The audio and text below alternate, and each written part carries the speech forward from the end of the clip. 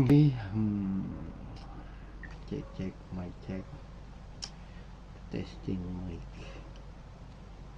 I check my Facebook if I'm on live. How's my sound? Sound check.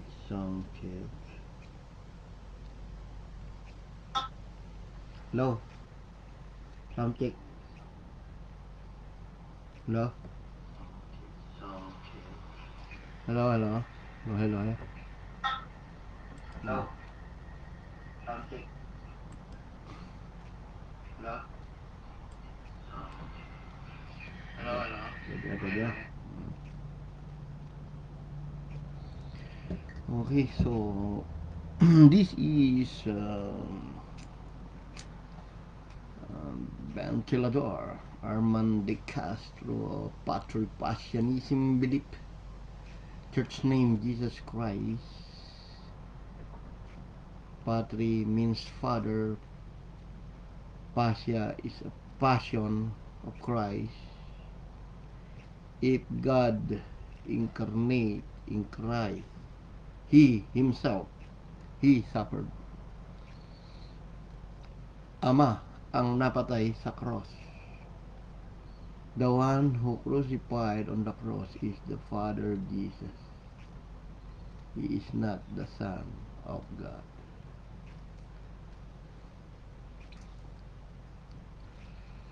Ang topic natin ngayon ay paano maging matured Christian. Paano kayo lalakas sa Panginoon kung ano-ano lang ang naririnig nyo? Hindi nyo naman kilala yung Diyos nyo. Attend kayo ng attend ng simbahan. Hindi naman pala Diyos nyo si Kristo. Blapping lang. Paimbabaw lang. May tatay pa pala si Jesus. Ang pangalan ay Jesus. May lahat na nagtayo ng iglesia ginamit si Kristo na batong panulok, pasimula Kristo. Ganun na lang pag-ibig ng Diyos. Ganyan, binigay niyang bugtong na anak.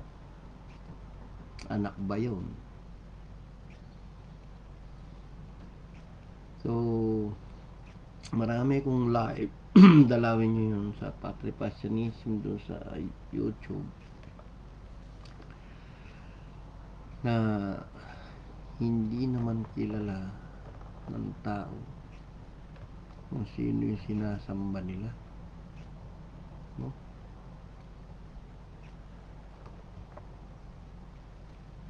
Mahirap yun.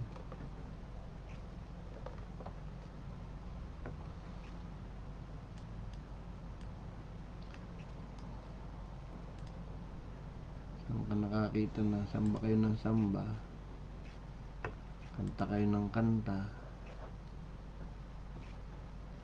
puro paimbabaw lang pala, no?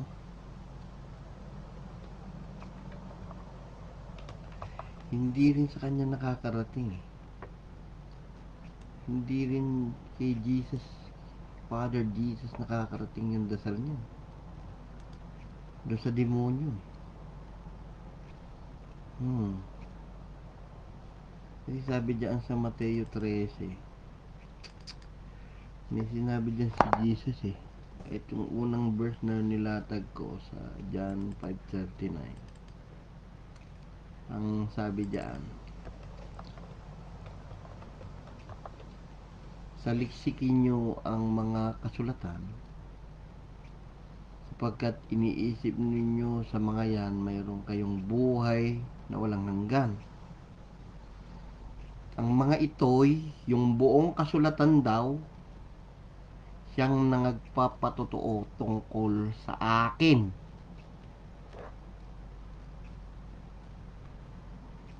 Sinabi bang tungkol sa amin? Meron pa kayong Father and Son, no?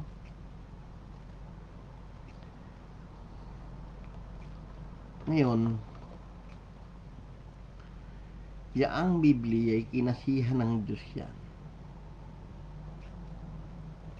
Sa 2 Timothy 3:16, Ang sabi diyan, lahat na yan ang kasulatan, kinasihan ng Diyos. Kung yan kasulatan, ay kinasihan ng Diyos. At yan ay nagpapatotoo, totoo lang sa akin, kay Kristo. Siya na yung Diyos. Nakuha nyo. Ay mapapakinabahan din naman sa pagtuturo, sa pagsansal at pagsaway sa katututo na nasa katwiran. Di ba? Upang ang tao ng Diyos maging sakdal, tinuro ang lubos sa lahat ng mga gawang mabuti.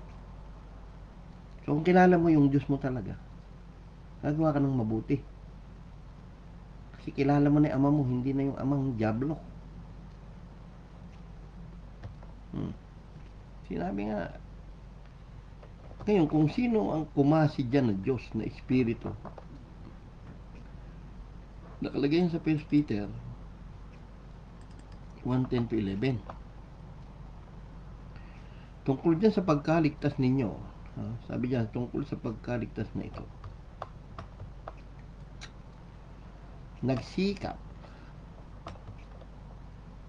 nagsiyasat na mabuti ang mga propeta na nagsihula tungkol sa biyayang darating sa inyo,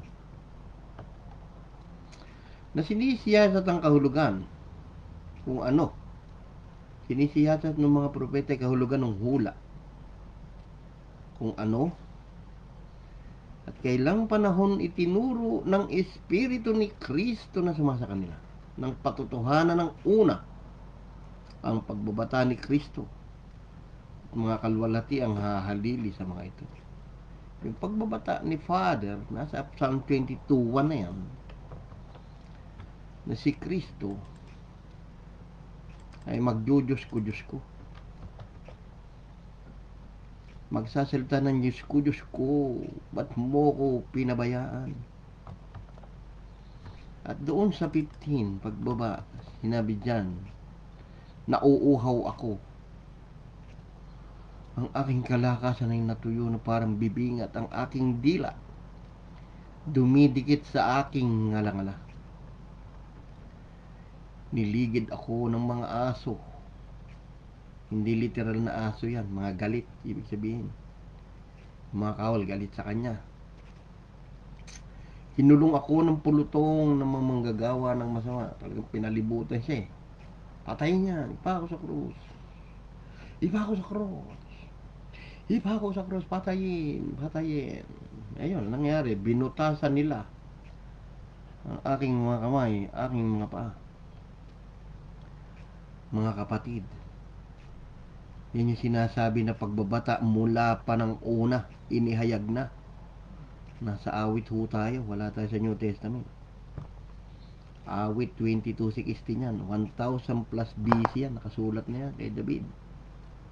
Ang BC paatras ho yan.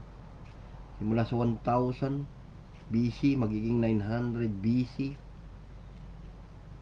May nakatupad ba? Wala. Nag-800 BC, wala. 700 BC, dumating sila Isaiah, sila Jeremiah. May nakatupad ba? Wala. Umatras ang panahon, 600 BC, 500 BC, hanggang 400 na BC, 300 paatras, dumating sila Malakias.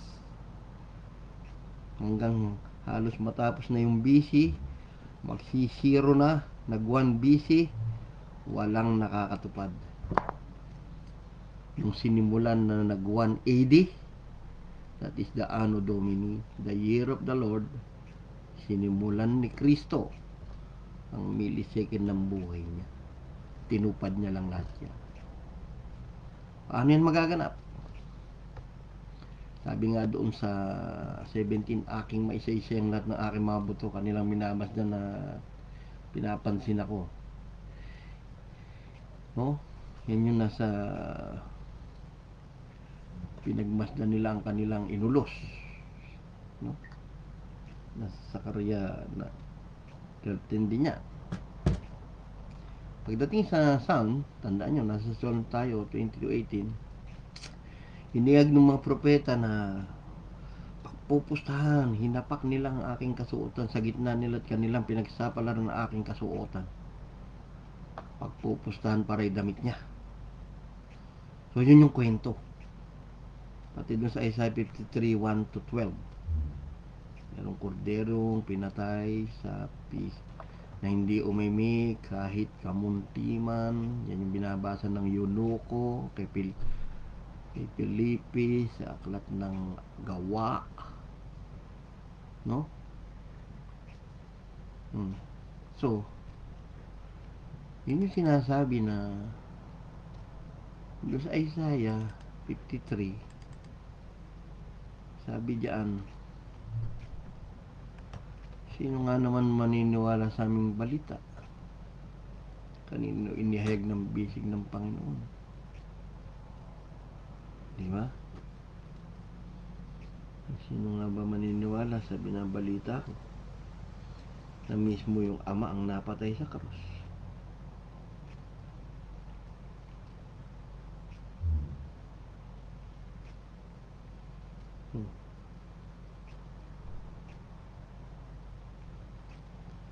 Sabi na Isaiah, sino nga naman maniniwala? Tumubo raw na pangit yung Diyos. Walang kagandahan na naisip ng tao. Hindi siya gwapo. Walang anyo. Hinamak, itinakwil ng tao. Basahin niya hanggang 1-12. Hanggang kayo ipanalangin na patawarin. Ama, patawarin mo siya. Di nila alam kanilang ginagawa. Ngunit siya'y nasugatan dahil sa ating mga pagsalansa. Siya'y nabugbog dahil sa ating kasamaan. Ang parusa ng tungkol sa ating kapayapay nasa kanya. Sa pamagitan ng kanyang mga latay, binangag-bangag si Father. Nagsigaling tayo. Tayong lahat na gaya ng mga tupay naligaw. Tayo tumubot sa kanyang sariling daan. Ipinasan sa kanya ng Panginoon ang kasama nating lahat. Siya'y napighati, gayon man ang siya'y dinalamhati, hindi nagbuka ng kanyang bibig. Siya rin yung Panginoon niya. Sinabi ng Panginoon sa akin, Panginoon, Mateo 22:45. Si David na tumawag sa akin, Panginoon, paano niya ako naging anak? Sinabi nga diyan, gaya ng korderong dinala sa patayan, hindi umimik kamunti. Maliwanag na sinasabi sa 1 Peter 1:10-11 kanina, na tungkol sa pagkaligtas na ito. Nagsikap at nagsiyasat na mabuti ang mga propeta na nagsipanghulat tungkol sa biyayang darating sa inyo. Na siniyasat yung kahulugan ng hula na yun. Ng Psalm 22, Isaiah 53. Kailang panahon itinuro ng Espiritu ni Kristo na sumasa kanila. Yung panahon nila Isaiah, yung panahon ni David, Espiritu na yun ni Kristo. Dahil si Kristo nagpatotoo ng pagbabata na darating. Kristo is the one Lord God of Israel na yan. Sa Lucas 2:11, no?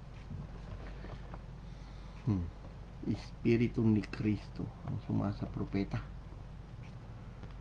Kaya sa Lucas 2:11, pagkat pinanganak sa inyo ngayon sa bayan ni David ang isang tagapagligtas. Siya ang Kristo, ang one Lord God of Israel. Anghel ang nagsasabi dyan. Hindi scholar. Hindi lang anointed ang Christ. Ang Christ ay the one Lord God of Israel. Kaya nga sinabi ni David sa Mateo 22:45, sinabi ni Kristo sa Mateo 22:41-45,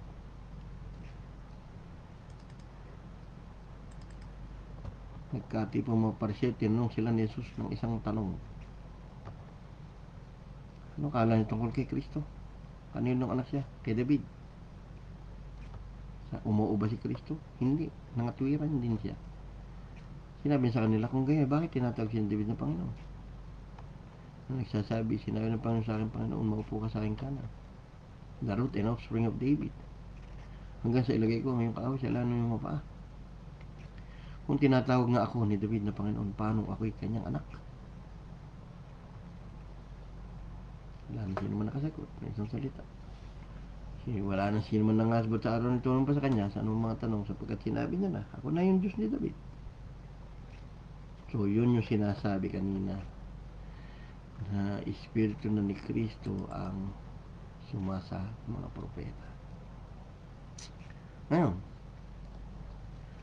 ang pinakamahalaga, makilala mo yung Diyos mo. No? Kilalanin mo yung Diyos mo. Oh. Dahil sinabi nga yan doon sa Mateo 13 na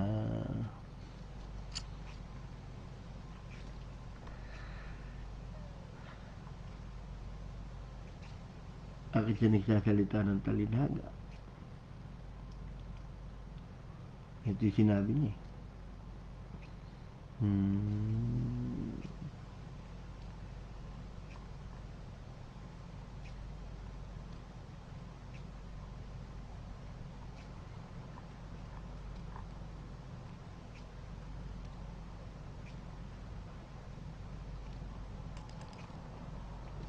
Sabi diyan, nagsilapit mga alagad, sinabi na sa kanya, bakit mo sila pinagsasalitaan sa mga talinhaga?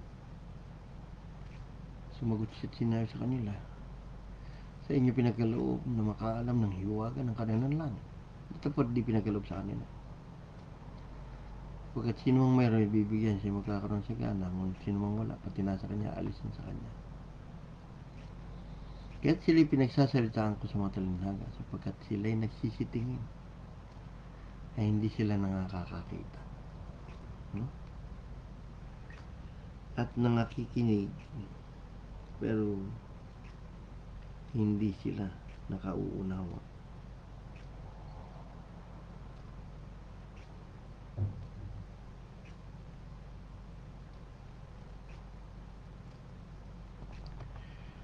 At natutupad sa kanila ang hula ni Isaiah. Kita nyo, nakaprapisi na kayo. Nakaprapisi na yung mga tao noon. Pero hanggang ngayon yan. Kaya nga, dapat anong hula ni Isaiah?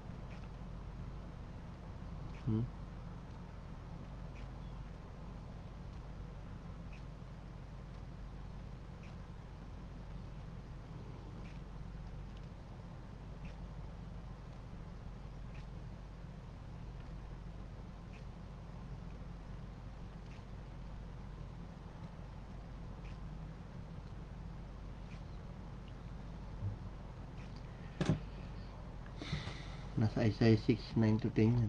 Yung nakita. At kumapal na ang puso ng bayan ito, mahirap na makarinig kanilang tenga. Kanilang pinikitang kanilang mga mata.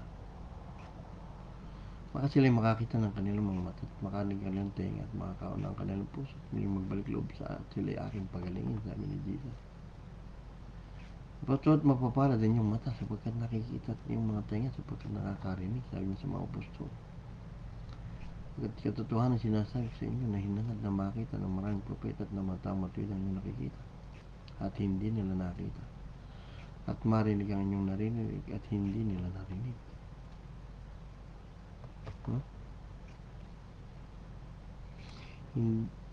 Kaharian ng langit ito, hindi lang yan yung talinhaga ng mga asik. Kaharian ng langit ang nakatago dyan. Kaya nga natupad ang nasa Psalm 78 dyan.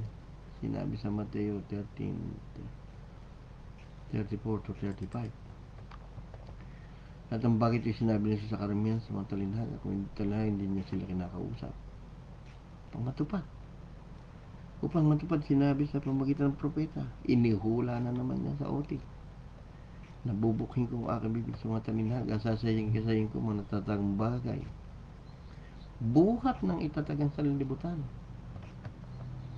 Sa talinhaga niya, nandoon yung Diyos. Dahil kaharian ng langit ang tinutukoy sa buhat pa nung sanlibutan. Walang nangyayari. Kaya kasama yung ako, anak ng tao, anak ng Diyos, anak ni David. Mga talinhaga din yan na ginagamit niya.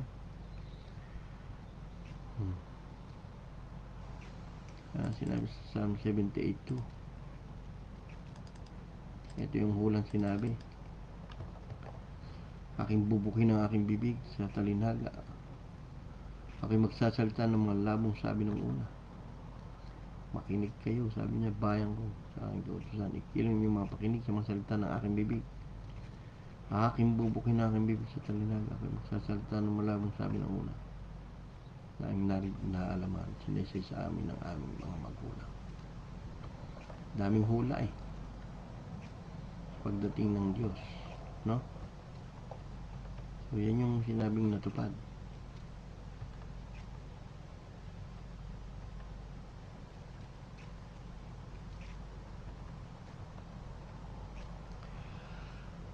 So yung sa Isaiah 6:9 to 10 yun 6:9 to 10. Sabi niya, ikay yumaong sa isa mo sa bayan. Ito niya yung naririnig nga, hindi nyo naunawa. Nakikita nga nyo, hindi nyo namamalas. Patabain mo ang puso ng bayan ito. Yung pabigating kanilang pakinig, yung ipikita ang kanilang mata. Baka sila makakita ng kanilang mga mata at makanig ng kanilang mga pakinig, makaunawa ang kanilang puso, makabalik loob at magsigaling sa akin.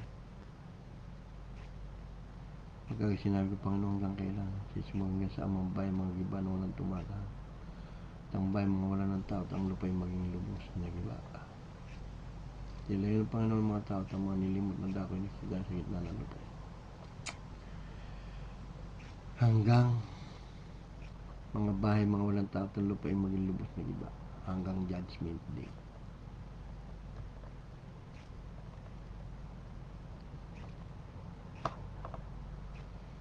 So, yun ang kailangan nyo. Kailangan ng simbahan, kilalanin nyo Diyos nyo, hindi puro Diyos, Jesus, ito po sa pangalan ni Jesus. Sino si Jesus? May tatay siya, sabi sa Trinity. Sabi sa iglesia, sa mga iglesia ni Cristo, may tatay siya. Sa dating daan, may tatay siya, mag-ama Diyos nila. Sa JW, may tatay pa rin. Lahat ng sekta may tatay si Jesus. Tawarin kayo. Wala nakakilala nga. Tama yung sinabi 1 Corinthians 2:8 na wala nakakilala sa Diyos. Ginamit nyo lang yun sa pagtatayo ng iglesia, pero sinipa niyo palabas, naging batong katitisuran. Hindi na pagkilala ng sino ang pinuno ng sanlibutan ito. Sapagkat kung nakilala sana nila ang desisyon na pinakusok ng Panginoon ng kalwalatian, natapat gaya na nasusulat, nakahula na. Ang mga bagay na hindi nakita ng mata at narinig ng tenga, hindi pumasok sa puso ng tao. Ang bagay na handa ng Diyos, ano nagsisibig sa kanya. Sa nakahula yan. Sa Isaiah 64:4 yan. Isaiah 64:4. Pagkat dinaling ng tao mula noong una, naligan ng pakinig ang mata, nakikita man Diyos sa sa'yo na ginagawa niya ang kabutihan na ginintay sa kanya.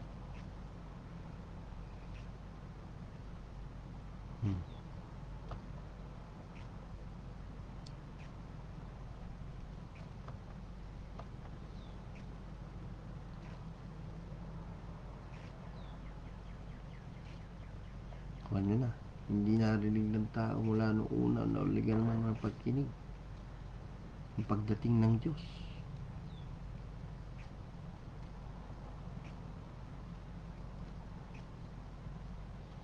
So, wala.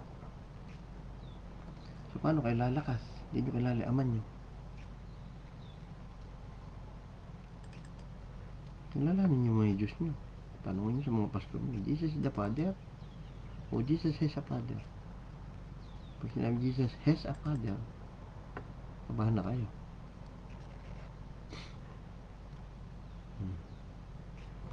Pag sinabi ni Cristo yan.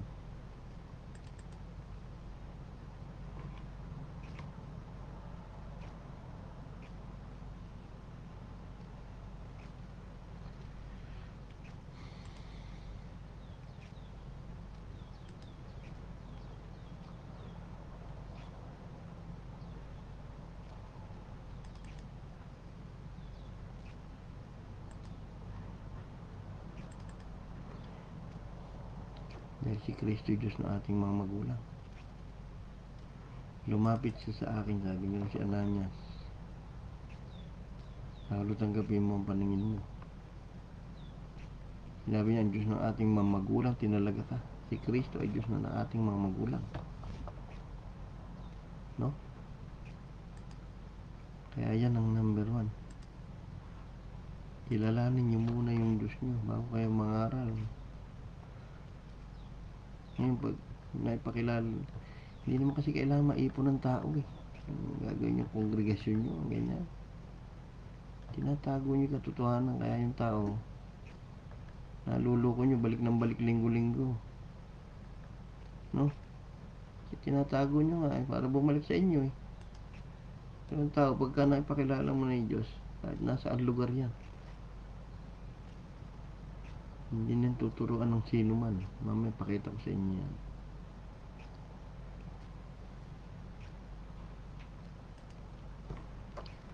Sinabi nga ni Kristo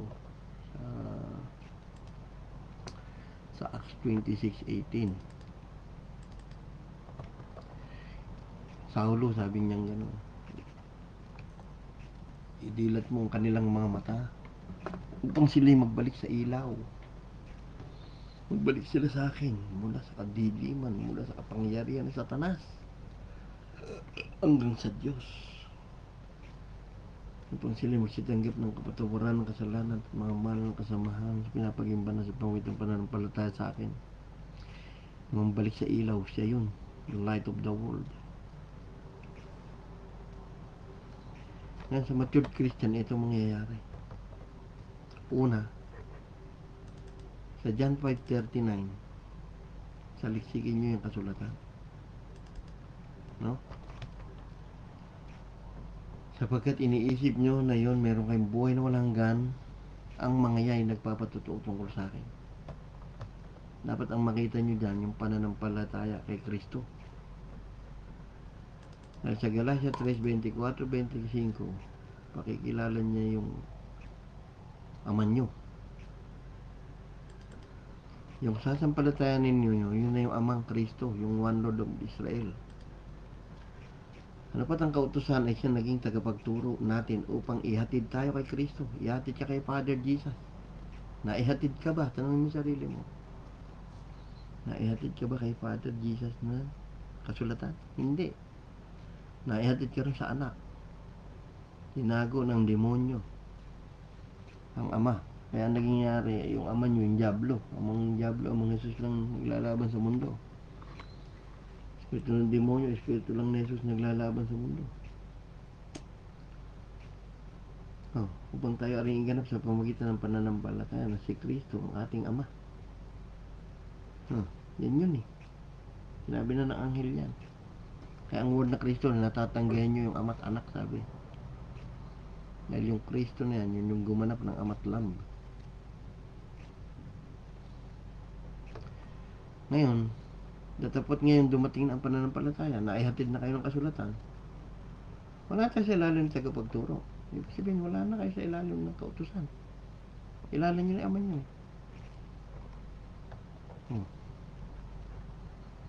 Dahil una, sa Revelation 3:20, narito, bawat tao, sabi ni Kristo, narito ako nakatay sa pintuan na tumutok-tok. Araw-araw yan. Puso nyo. Kung sino ay duminig ng aking tinig at magbukas ng pinto, ako'y papasok sa kanya sa hapong kasalo niya sa kasalo ko. Dininig mo ba yung tumutok-tok na tinig? Kilala mo ba yung tinig? Baka nung Satanas yun. Ako yung anak ng Diyos, sabi nga nun. No? Walang ganun. Iisa lang ang Diyos na tumutok-tok sa inyo. Madaling pa, pinapasok nyo na siya. Mangyayari ngayon yung Roma 8:9 na. Mawawala na kayo sa laman. Hindi na sa espiritu na. Kung ganyan, tumitira na sa inyo yung espiritu ni Kristo. Tatapot ko ang sinuman walang espiritu ni Kristo. Tumitira na sa espiritu ng Diyos eh. Kung ang sino man day walang espiritu ni Kristo, ibig sabihin siya hindi sa Diyos, hindi sa Kanya. Tumitira na espiritu ng Diyos. Kung wala ka Espiritu ni Kristo, walang tumitira sa'yo na Espiritu ng Diyos. Adi siya na yung Diyos dyan. Yeah? Ganun lang kasimple yan eh. Ngayon, pagtira niya, mangyayari dyan, 1 John 2:27 na. Hindi, pinahiran na kayo ng Espiritu niya. Tungkol sa inyong pagkapahid na sa kanya'y inyong tinanggap, hindi kanila. Nanana sa inyong Espiritu ni Kristo. Hindi na kayo kailangan kayo turuan pa ng sino man. Kasi tinuturuan na tayo ng pahid na yun, na totoo. At hindi kasi nungalingan. Tinuturuan na tayo nun. Lalago ka ng lalago. Kilala mo na yung father mo eh. Nakukuha niyo.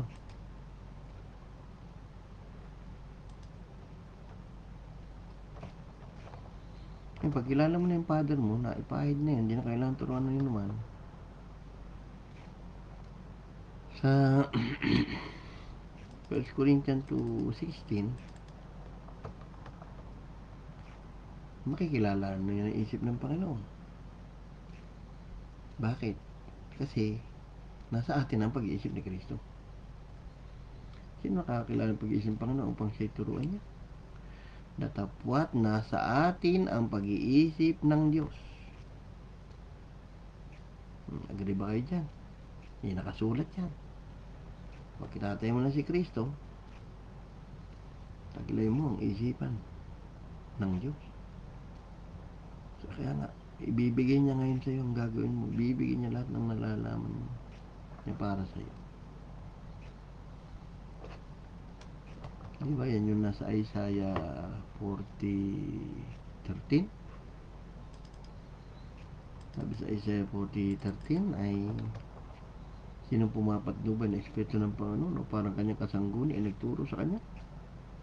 Ngunit nasa atin ang pag-iisip ni Kristo. Amen. Hallelujah. Praise the Lord.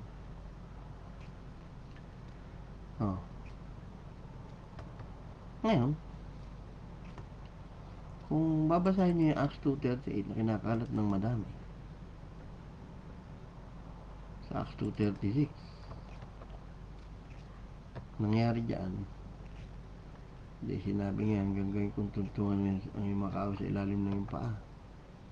Sabi ni Pedro, sumisigaw siya rin sa libo-libong tao dyan. Pakatalastasin nga ng buwangkaan ni Israel. Sabi niya gano'n. Na ginawa ng Diyos na Panginoon at Kristo itong si Jesus na inyong pinako sa krus. Sabi niya gano'n. Hindi yung ginawa ng Diyos na Panginoon at Kristo. Siya na yung Kristo. No? Yan yung sinabi ni Pedro na kayo po ang Kristo, ang anak ng Diyos. Sabi niya gano'n. Kayo po ang Kristo, ang Panginoon ko, sabi ni David sa Mateo. Hindi yung anak ng Diyos. Kayo na po si Father. Kasi sabi sa Lucas 1:35 ng anghel, tatawagin lang anak ng Diyos yan. So, pinrapisaid na ng anghel yan. Sumagot ang anghel, sinabi sa kanya, bababa sa iyo ang Espiritu Santo Maria at lililiman ka ng kapangyarihan ng kataas-taasang Diyos. Si Kristo ni kataas-taasang Diyos sa Acts 16:17. Kaya naman banal na bagay na panganganak mo tatawagin anak ng Diyos. Sabi niya, tatawagin lang, correct. Natupad. Kaya kahit na yan si Father, yun ang tatawag nila.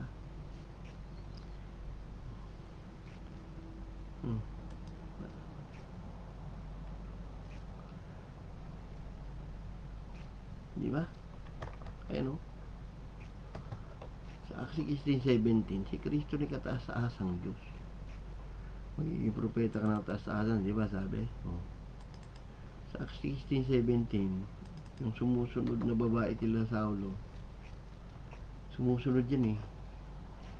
Nangyari nang kami nagsiparoon at mapapanalangin ay sinalubong kami ng isang dalagang may karumal-dumal na espiritu ng panguhula. Iba naman yung prophecy sa fortune teller. Itong babae na yan, fortune teller. No?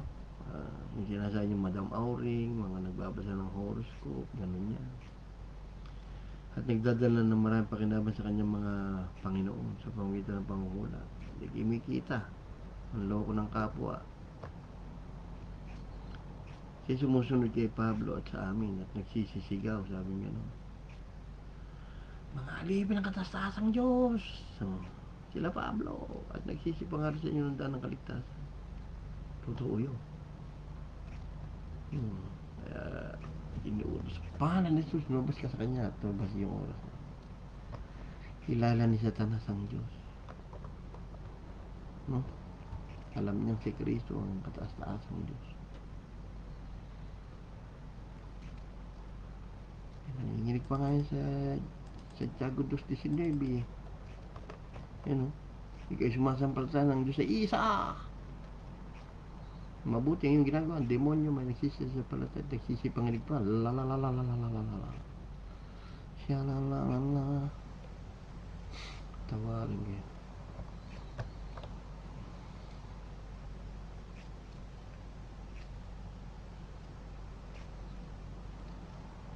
Diba? Yun. Wala na kayo dyan sa kautusan. Ngayon yung nasa Acts na yun, balikan natin. Tingnan nyo mabuti yung nasa Acts 2:36. Yung Kristo na yun na ginawang Panginoon, hindi ginawang Panginoon yan. Inireveal niya kasi sa Mateo 16:20, nung masabi nila Pedro yan, ang sabi ni Kristo sa kila Pedro, na magkagay pinagbili niya sa mga lagad, na huwag sabihin kanino man na siya yung Kristo.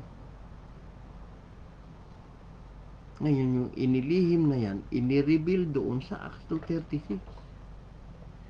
Na yung Kristo na yan, na Panginoon. Sinabing, hindi ginawang ng Diyos siya. Sinabi na rin sa Mateo 16:18 yan. No? Sinabi ko naman sa iyo na ikaw Pedro, sa ibabaw ng batong ito, itatayo ko ang aking iglesia. Diba? Sabi kasi 16. Lumagot si Simon Pedro, sinabi, ikaw ang Kristo. Tapos sasabihin nyo, si Kristo ay ginawang Panginoon. Ikaw ang Panginoon, ang anak ng Diyos na buhay, sabi. Kasi sabi ng angel sa Lucas 2:11, bago pa yan isilang si Kristo, pinanganak na sa inyo sa bayan ni David ang isang tagapagligtas. Na siya ang Kristo, ang Panginoon. Sinabi na yan. Paano gagawin ang Kristo na ginawang Panginoon? Ibig sabihin niya na yung Diyos niyo, na yung one Lord na Israel, na isang tagapagligtas, na nasa Isaiah 43:11. Yung sinabi sa Isaiah 43:11, no?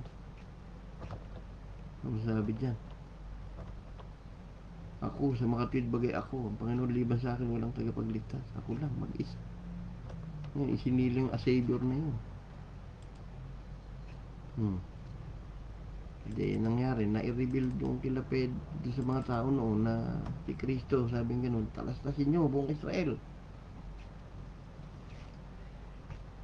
Ang sabi diyan, nang marigan nila ito, nasaktan niya yung kanilang puso, napatay nila yung father nila. Sinabi kay Pedro at sa ibang mga apostol, 12 sila dyan, mga kapatid, anong gagawin namin? Yung libo-libo nagtatanong, ano gagawin namin? Sabi, sinabi sa kanila ni Pedro, magsisi kayo, pagsisihan nyo kasalanan nyo, at mga bautismo, sabi doon. Hindi sinabing magpabautismo, mga bautismo ang bawat isa sa inyo. Ano ibig sabihin nun? Hindi naman pari yung mga kausap nilang libo-libong tao. Ibihis nyo si Kristo, sabing ganyan. Ilalanin nyo aman yung napatay. Ano ibig sabihin niya? Mga bautismo ang bawat isa sa inyo sa pangalan ni Jesus, sabi eh. Iyan yung sumaksi sa Pentecost, libo-libong tao. Di bautismo yung sarili nyo, sabing ganun dyan. Hindi naman mga pastor yun, hindi naman mga apostol yun. Mga bautismo ang bawat isa sa inyo, sabing ganun. Ibig sabihin, self-acceptance. Once na nagsisi ka na, Lord, I'm sorry. Tinatanggap kita sa aking Ama. I love you, Lord, ikaw ang aking ama. Panginoong Yeshua, Panginoong Jesus, ikaw ang aking ama. Panginoong Yeshua, ganyan. Tatanggapin nyo yung kaloob ng Espiritu Santo ni Jesus. Ingat kayo. Natusa bang magbautismo yun? Yung kausap nila. Magbautismo bawat isa. Imagine ninyo yung senaryo. 12 apostol. Nagtatanong ng 1,000. Ano gagawin namin? Mga bautismo bawat isa sa inyo. Naging pastol yung mga kaharap na yun. Naging pare. At humarap doon sa mga kausap nila. I baptize you in the name of Jesus. Mga bautismo bawat isa, sabi. Ibig sabihin, pagsisihan nyo kasalanan nyo, tanggapin nyo, ibigin nyo yan si Kristo. Yan yung Father nyo. Utusan nila yung nangyari sa Pentecost na ang dahil tao. Kaya buong Israel yan eh. Pakatalasin nga ng buong angkahan ni Israel, dahil gano'n. Nakatuto, mga inosente sila, nakatingin lahat dun sa 12 alagad. Na itong Diyos nyo, pinatay nyo. Nung marinig nila ito, nasaktan yung kanilang puso. Sinabi nga kay Pedro, anong gagawin namin? Anong ilang libo na yun? Anong gagawin namin? Sinabi na Kristo, magsisiyan nyo ngayon sa kasalanan nyo. I'm sorry, Lord. At mga bautismo, ang bawat isa sa inyo. Sa pangalan ng Kristo. Ibig sabihin, i-accept mo si Jesus, ang Father mo. Mga bautismo, sabi niyan. Hindi sinabing magpabautismo ang bawat isa sa inyo.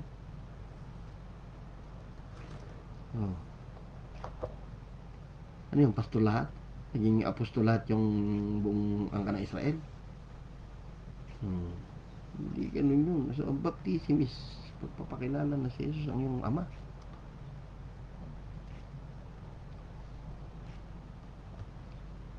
Nakuha nyo na. Bahala na Espiritu Santo ni Kristo titira sa inyo. Yun yung sinasabi ko sa inyo. Once na tumira na sa inyo yung Espiritu ni Kristo sa Roma 8:9, tumitira. Hindi yung nagre-rent lang. Tumitira. Alam nyo ba tumitira? Wala na kayo sa laman kundi nasa Espiritu kung tumitira sa inyo Espiritu nandun. Permanent. Residence. Hindi yung kailangan kong i-renew ang aking spirit. I-renew ko. Ba't i-renew mo? Nawala ba sa buhay mo si Kristo? Kasi hindi mo kilala yung ama mo. Kailangan mo mag-renew ka ng spirit mo. Tumira na nga sa Espiritu ni Kristo. Yung pagtira niyan, talagang isipan ni Kristo, taglay mo na. Sa 1 Corinthians 2:16, hindi ka na mabubudol-budol dyan. Ngayon, ano ba? Kailangan si Kristo. Share mo sa tao. Mag-share yun sa tao. Mag-share. O di walang apostol sa kanilang likuran. Nainiyakan ni Pablo.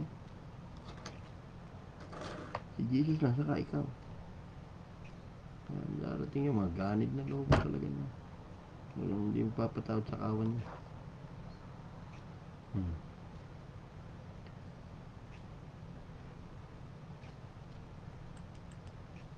Sinumpa ng Diyos yun sa mga sa Lucas 11:52 na yan. Saban yung tagapagtunggol ng kautusan, sapagkat inalis niyo yung susi ng karunungan, hindi kayo nagsipasok, at inyong sinasansala pa yung nagsisipasok. Paano feeling nyo? Nagtuturo nga kayo ng tama, pero hindi nyo tinuturo yung Diyos kasi tama doon, kaya hindi makapasok. Kaya sabi rin, pag bulag taga-akay, sama-sama kayo sa hukay. Mas maganda dumiretso na kayo kay Kristo. Dahil kay Kristo walang hukay. So yun yung matured Christian, papasukin si Jesus sa Revelation 3:20. Pag napapasok mo na siya, titira yung Espiritu sa Roma 8:9. Naibihis mo na nga si Kristo sa Galatia 2:10, kay bago nang nilalang. Ngayon, pag tumira na Espiritu, hindi na kailangan turuan pa ng iba. Sa 1 John 2:27, kilala nyo na yung ama nyo. Dahil napahira na kayo, hindi na kailangan turuan ng iba. Pagdating ng 1 Corinthians 2:16,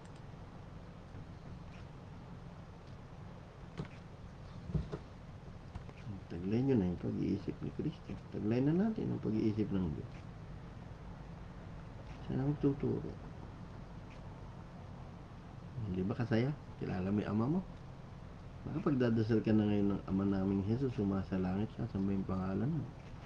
O Ama naming sumasalangit ka, sambahin ang pangalan mong Jesus. Pangalan mong Yeshua. Hindi, nakita nyo ang Diyos. Namatay siya para sa atin. Hindi nagpapatay ng anak ang Diyos. That is agape love.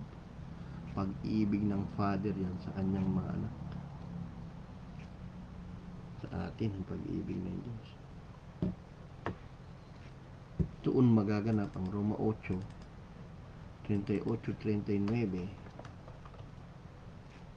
na ako'y naniniwalang lubos na kahit na yung kamatayan, buhay, anghel, pamunuan, bagay ng kasalukuyan, mga bagay pang darating, kahit pa ang mga kapangyarihan, kahit yung kataasan, kababaan, anumang nilalang, hindi na makapaghihiwalay sa atin yan sa pag-ibig ng Diyos na kay Kristo Jesus na Panginoon natin.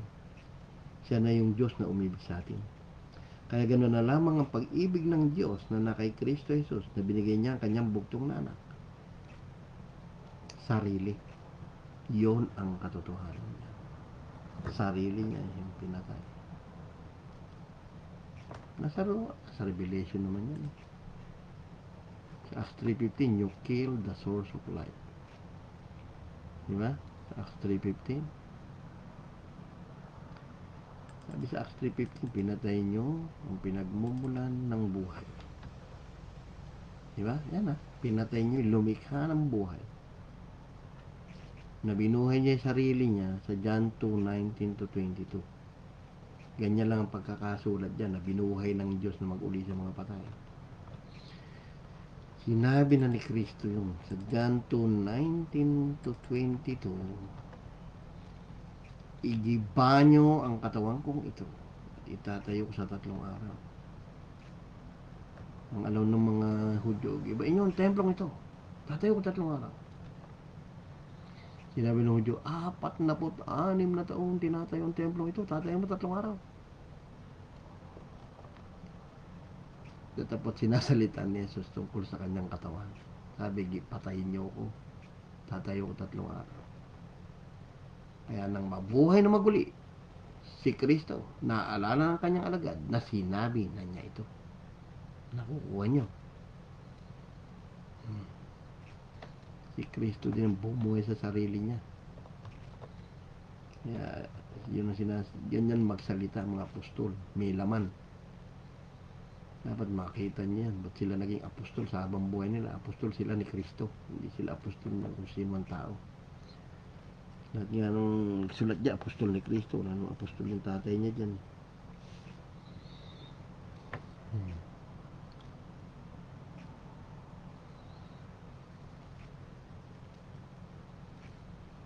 So, yung sa Acts 3:50, pinatay niyo yung lumikha ng buhay. Sabi, binuhay ng Diyos. Ibig sabihin, binuhay ni Kristo yung sarili niya para alam niyong bubuhay niya tayo sa uling araw dahil sinampulan niya yung sarili niya. Kung hindi niya kayang buhay sarili niya, paano niya tayo bubuhay? Excuse me, ng tubig. Okay, so ngayon, doon naman sa gawa 7 7, iisa lang nakita ni Esteban dyan. Kaya siya binugbog dyan. Sinabi niya, pinatay niyo yung Diyos. Pinatay niyo yung Diyos niyo, sabi.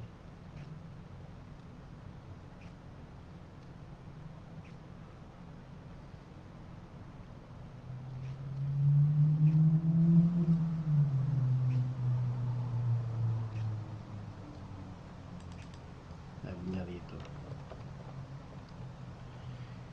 Hindi ba ginawa na ang gaman na itong bagay nito? Sabi, kinukwento niya si Jesus dyan simula sa Ur ni Abraham, Kayong matitigas ang ulo, dito li ang puso, mga tenga. Kayo lagi nagsispalansa sa Espiritu Santo. Ano ginawa ninyo magulang, ganyan yung ginawa ninyo. Ano sa mga propeta hindi pinag-usig ngayon yung magulang? Kanilang pinatay ang nagpahayag ng una sa pagdating ng matuwid na ito. Yan na. Pagdating ng matuwid na ito, iisa lang mabuti ang Diyos. Sinabi diyan sa English, just one or Holy One. The coming of just one. Isa lang mabuti ang Diyos. Pinatay nyo. Nagalit ngayon kay Esteban. Pinagbabato siya. Umaling ba ito, nagsugatan ng puso nila. Naggalit ang mga ngipin. Tapos siya palibasa ang puso ng Espiritu Santo ni Kristo. Tumitig na maigi sa langit. Nakita niya kalwalatian ni Kristo. Yung Diyos dyan, si Kristo yan na umiilaw. Kasi Jesus nakatindig sa kanan ng Diyos, hindi kanang lugar yan. Nakatayo. Ibig sabihin, si Kristo na yung lumuluwalhati na yun. Yan lang nakikita ni Esteban. Kaya nga sabi niya, narito nakikita kong bukas ang langit. Sabi niya eh. At ang anak ng tao nakatindig sa kanan ng Diyos. Nakita niya kalwalatian ng Diyos. Si Jesus nakatindig sa kanan ng Diyos. Sabi gano'n. Nakita niya anak ng tao. Ibig sabihin siya ni si Kristo na yung Diyos sa 56. Yung kanan na yan, hindi ang kanang lugar. Katayo.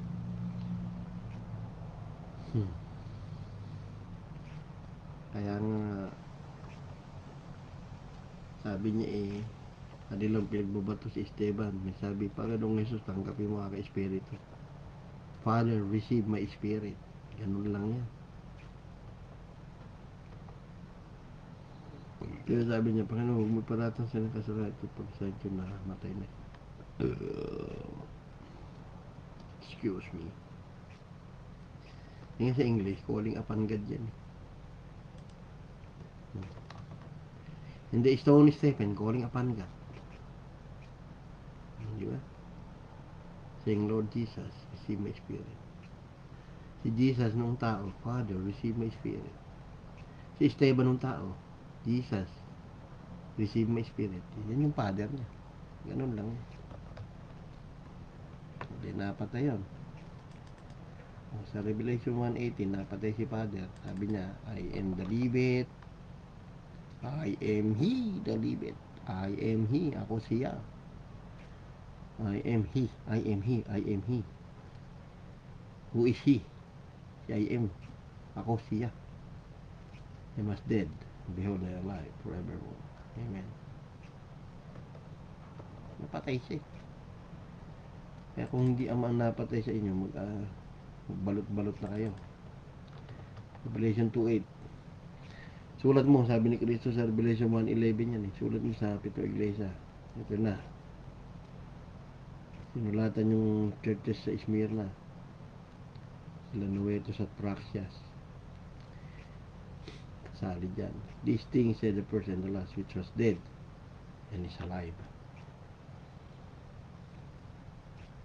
Napatay. Ano ba napatay? Root of spring ni David. Basta Revelation 5:5-6. Huwag kang umiyak, one, sabi. Weep not. Behold, the Lion of the tribe of Judah, the root of David. Root of David yung napatay. Si Father yan. Hindi offspring ang nakasulat.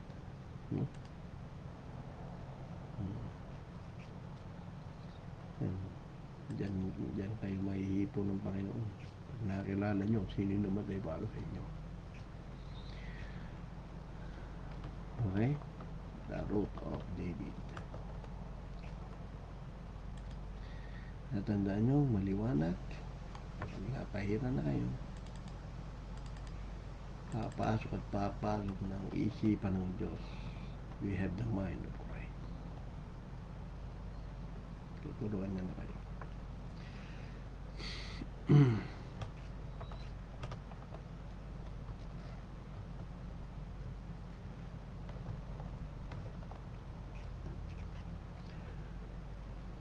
Pag gano'n lang yan, hindi kayo kailangang ipunin kayo linggo-linggo. Kaya takot sila eh. Okay lang mawalan ng ng lisensya. Ay, Lucas 16:1-14.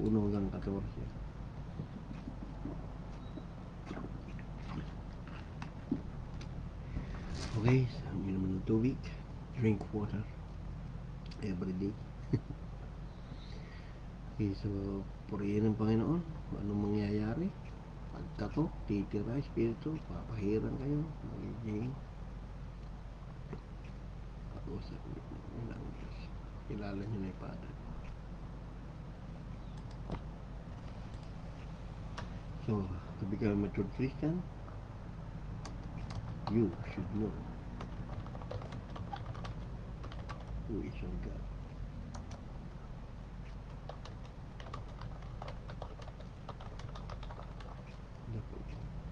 Your Father.